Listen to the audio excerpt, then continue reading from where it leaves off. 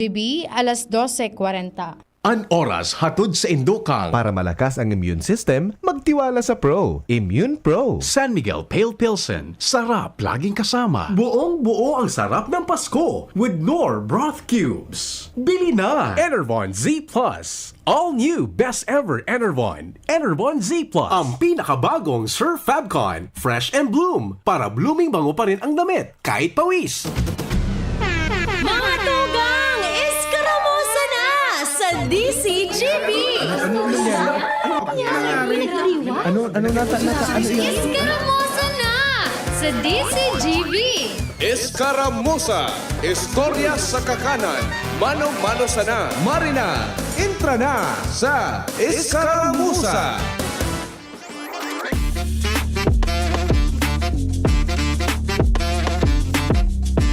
Hi! Nakaabot ako, Kuya Nald. Aldaw po kita ngunya ni Miyerkules, ultimong Miyerkules na ka, Nobyembre 2024. Kuya Nald, saro duwa tulo, posibleng duwang aldaw na sana. May matchat naman ako sa imo kang good news na. May good news na. Okay, irestauran ako dyan na tulo. Ano to, nakailing ka mo sa kuya? Tamili malamtiyon ako. Ha? Good news. Ayun man sana ba kayang aralat-alat nindo? Maray na pagkauto po sa gabos na nakaantabay. Kumusta po tabi ka mo? Ano lamang tabian sa inyong pinagkakabisihan dyan? Pasensya na ta. Ngunang ko lang na-realize siya na very pale pala ako. Hali kaya ako sa event cancer o katawo. Tapos naghabo lang ako digdi. Taang paaram ko, half day man sana. Kumusta po tabi ka mo? Ano lamang tayo pinagkakabisihan nindo dyan? O iduman sa tuyang mga ano po rin mga mall goers, pati na itong sa mga biyaheros. Nahiling ko, Kuya Nald, ang kada LGUs, mga kataon-taon pinaghahandaan ninda itong sa mga pailaw sa tuyang palibot. May mga offices naman na nagkakaigon ng preparasyon para digdi sa selebrasyon kan Kapaskuhan. And di ko matandaan itong supig mention ni Mayor Pido Garbin last time na nakauro ni VP Henry. Garingon niya na si Mana. Itong dyan baga, Kuya Nald, sa may pinaglabanan, dyan sa Rotonda, sa may Sentro Canligaspi. Gari papailawan iyan, ngunya na si Mana. And nahiling ko man so ampangan kan, anapoligdik ampangan kan City Hall. Point seat siya ba Kuya Nald ang apo duman sa red na gariburak. Kaya dakol ng mga pero sa mga residensya dakol na po ang naghahanda kan sa indang mga dekorasyon. Pero kan sarong aldaw nakahuro ni Sir Pio si RD Dean Donabol kan Department of Trade and Industry Bicol. Kan nakalihis pang mga simana nagpaluwas na sinda nin guidelines para duman sa indang Noche Buena products kung saan duman maiiling nindo kung ansarong mga establishmento sarong paratinda anong susunod po sa ipinagtalaan na presyo kan Department of Trade and Industry. Duman nindo ibabase kung sinda igda ko lang ding mga products an sa indang pigpaluwas an presyo na dapat arog lang nga kainian presyo ninda sa siring kaining kilo, sa siring kaining way. Pwede po tabi nilong i-visit iyan sa indang official Facebook page ang DTI DTI Bicol o DTI Region 5 Bicol. Pinag-share ninda yan, hali iyan duman sa intang sentral na opisina sa DTI Philippines. And just in case na may mahiling ka mo na medyo palabaw ang presyo, din ang gusto na duman sa ipinagtalaan na presyo kan ahensya. Pwede po tabi nindo na irani sa mga DTI offices, sa mga provincial offices na pinakaharani po sa indong lugar, tanganing matawan po nin magkakanigong aksyon. And ang tugon baga ni RD Dean Donabol, dakol kitang mga brands na pwedeng pagpilian. And syempre, i-consider ta na babakalon ta, syempre, itong supasok lang sa budget. And naramdaman ko, Kuya Nald, ang mga magurang dati ta. Or di ko alam kung pati si Kuya Nald, na pag halimbawa baga ko nila pa nag-entra na ang December. Pag may mga suro-sobra na Kuya Nald, itong sudaiman madali na mag-expired. Itong halimbawa, itong sa mga nasa can, itong sa mga pasta. Dit na kaan Kuya Nald nagbabakal. Imbis pag abot kan oras, na halimbawa, nag-release ngayon, ang Pasko baga is 25. 24 kaya, nagpupuunang magruluto. Before pa kaan mga halimbawa, mga 15, sweldo, ang tendency kaan Kuya Nald, dakulan mga consumers na mapasiring sa mga supermarket, mga groceries, tanganing magbakal. Tanganing makapag-less na duman sa halawig na pila, tayan talagaan, pigruruso talaga iyan kan mga tao. Lalo na paghararanin kita baga mga Pilipino, sanay kita na kung saan sa oras di peligro na, saka lang kita magkakaraso-kaso. Pero may mga magurang ako, may mga parents ako na midbid na ahead of weeks before pa kang event na ito, luway-luway na or dit na po sila nagpa-purchase kan mga kaipuhan. Tanganing kung may malingawan man, iyon na sa ito mabakalon pag oras di peligro na.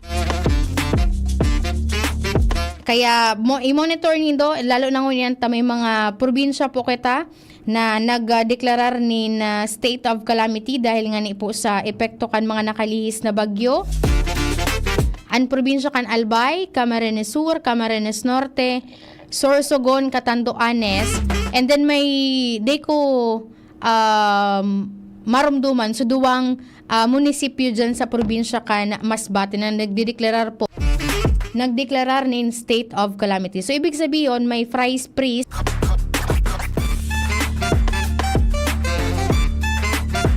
sa nagkaperang produkto sa laog po nin 60 days.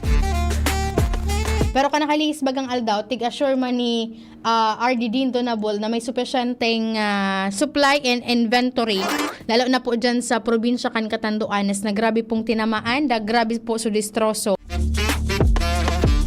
kan bagyong Pipito kanakalihis na aldaw. And basahon ko lang ini, kanakalihis kayang aldaw, ginibo itong su championship kainiong su Regional Consumerism Challenge for Junior High School Students na na-postpone ini, dapat actually tapos na ini, pero dahil nga ni po sa raot kan panahon, na-postpone po iyan, and then November 21 lang, saka lang po inipig tuloy na championship kainiong pa-contest kan DTI Bicol. Ang nakakuha kan champion, ipuan mga estudyantes kan Dimasalang National High School. Diyan po iyan sa Dimasalang Masbate. Sindakaiden Jolola and Marta Onel Abelia. And then ang sa idang coach, si Ma'am Rosefi Alvaro. Ang first runner-up nakuha po kan Bato Rural Development High School sa Banawang, Bato, Catanduanes.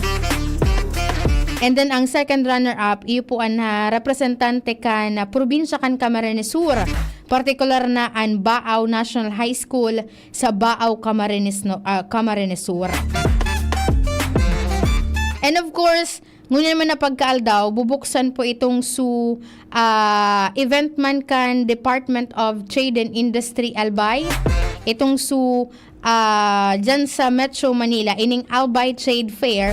Kung napapansinin do, itong mga ali sa ibang probinsya, halimbawa Masbate, Camarines Norte, Catanduanes, pigdadara Kuya Nald, digdi po sa probinsya kan Albay, partikular na digdi sa syudad kan Legazpi. Naiiba iniong Albay Trade Fair ay ining saod. Ta sa mga produkto kan mga micro, small and medium enterprises digdi po sa probinsya kan Albay. Pigdadara ini dyan sa Grand Atrium Shangri-La Plaza sa Mandaluyong. Bubuksan po ini ngunya na pagkaaldaw. And duman sa mga nasa Metro Manila tang mga kapamilya, pari po nitong abisuhan na magpartisipar, suportaran sa pagikan pagbakal kan mga produkto. It's either food and non-food products kan mga MSMEs digdi po sa probinsya kan Albay. And then ang pinakamabenta dyan, itong mga handcrafted gifts and delicious treats na digdi lang po sa probinsya nindo, pwede po nindong mabakal. Kaya saro ini sa mga paagi kan DTI Bicol, tanganing matabangan, maasisteran. itong mga saraday na nagnenegosyo dito, digdi sa po sa Bicol region. Narumduman ko kuya, may naghahapot mananggad sa kuya last week kaini na event baga dyan sa may probinsya kan Sorsogon, itong Kasanggayahan Festival. Para mientras bagang pigsuspender ito kan nakalihis na bulan dahilan yung nga nito biglang pagrapado kan bagyong Christine kung sa dakol na mga haro ana distroso, dakol na pamilya ana display. Huna ko kuya Nald, suspend nagkaperang simana. Kasuhapo, nahiling ko sa post ni Provincial Tourism Officer Sir Bobby Gigantone. May pigpaluwas siyang official statement regarding po ini. Ang pinaka-gist digdi, the provincial government or Sorsogon announces the cancellation of all remaining events of the Kasanggayahan Festival 2024 na enot nang ipinag-schedule kan October 14 sa Good 28. Kaibahan itong mga outdoor activities. So, ibig sabihin, Kuya Nald, pageant na binuksan sa bilog na Pilipinas na ang gaganahon nasa 2 million pesos kundi ako nasa sala.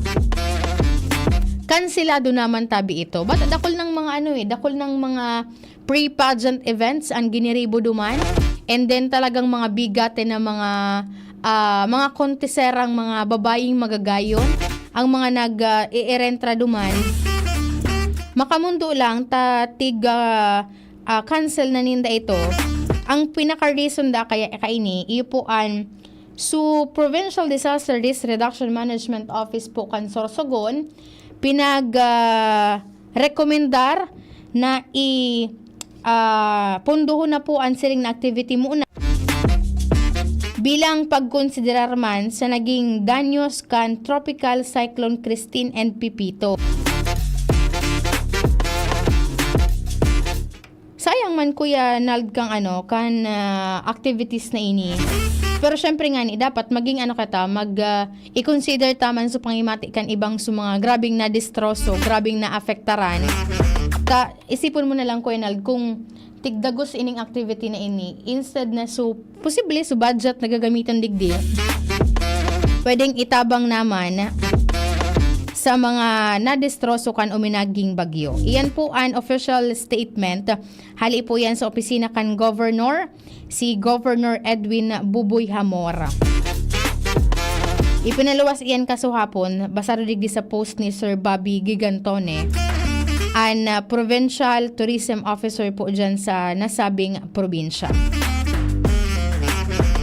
Kaya let's hope and pray na sa mga masunod na taon, wala po siring na digdi na route ki panahon tanganing magpadagos po ang mga siring na activity which promotes digdi mga kultura, mga tradisyon, mga magagayo na lugar kan sarong probinsya. And of course, pagramdum palanduman sa mga mahihilig mag-scroll sa social media. Day po tabi ka mo basta-bastang mag-click nin mga links na natigo forward sa inyo via messenger, via text messages. Dahilan po posibleng iyan sa mga paagi ka itong mga daing karo-karari gusto nga ning makapag-scam. Ang gobyerno provincial kan Catanduanes, may ipigpaluwas na abiso ka nakalis na aldaw. Sabi digdi, mag-ingat da po tabi ang gabos dahil itong mga katandunganon manungod sa advance fee scam. Ang abiso na inihali po sa Security and Exchange Commission na ipigpaluwas sa paagikan sa indang official Facebook page.